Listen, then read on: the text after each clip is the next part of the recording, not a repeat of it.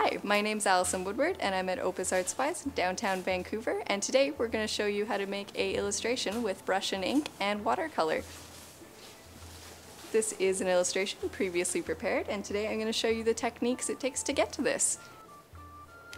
So it's always good to start with a pencil sketch to get your ideas down on paper, block out your space, and it's a nice free sort of moment where you are doing things before they're permanent. Just get your ideas out before you go in with the brush.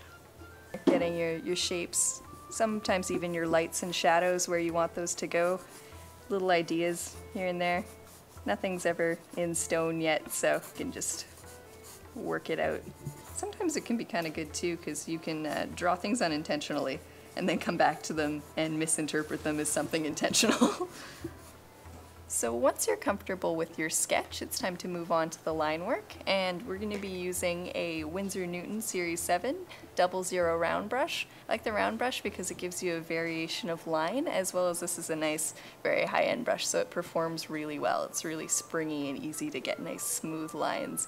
And with it, we're going to be using the Koh-i-Noor Design and Drawing ink, which is a nice, light, fast, waterproof, dark black ink. It's really solid. You can use it for your washes, you can use it for your black lines. I'm basically just using the spring of the brush and the ink on it to just sort of curve around, go through your outlines, pick out what shapes you really want to emphasize, and even if some of your lines are a little less strong than others, it doesn't really matter because you can always just bring things in a little bit more. Like, you can always bold them out a little bit more. Sometimes you can even just give yourself little notes basically on like where you're going to put lighter spots or darker spots. You can also use your line work as sort of hatching and like predetermined shading. If you want to put a little bit more emphasis on some areas, there's some extra lines in there.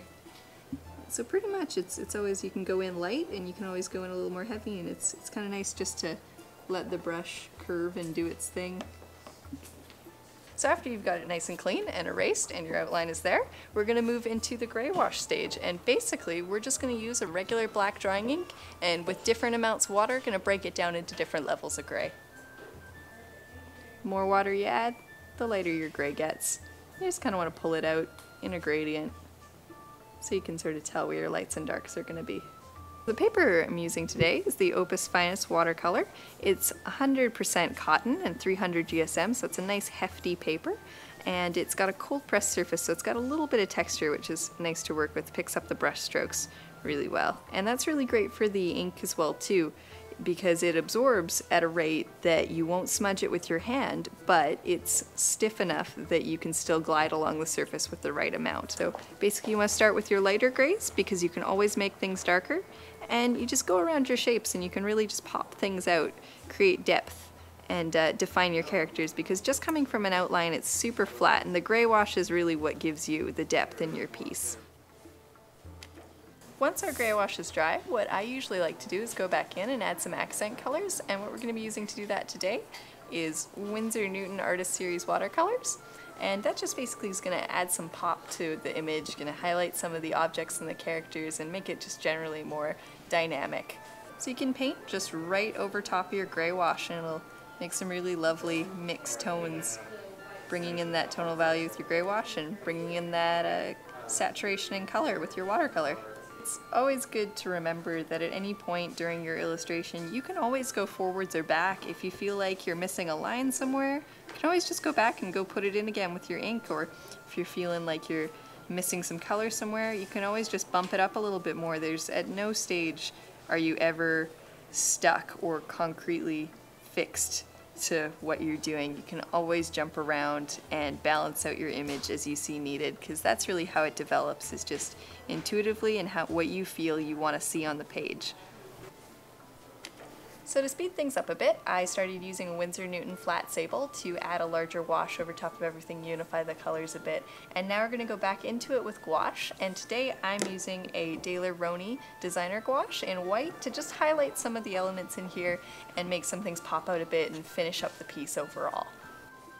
Just picking out little spots that could use a little bit more definition.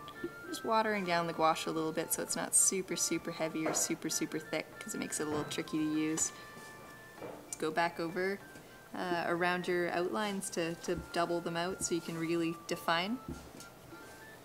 You just go back in, just pop some things out a little bit, and this can be the time when you can go back over things maybe you're not a huge fan of, or parts that you weren't so sure about.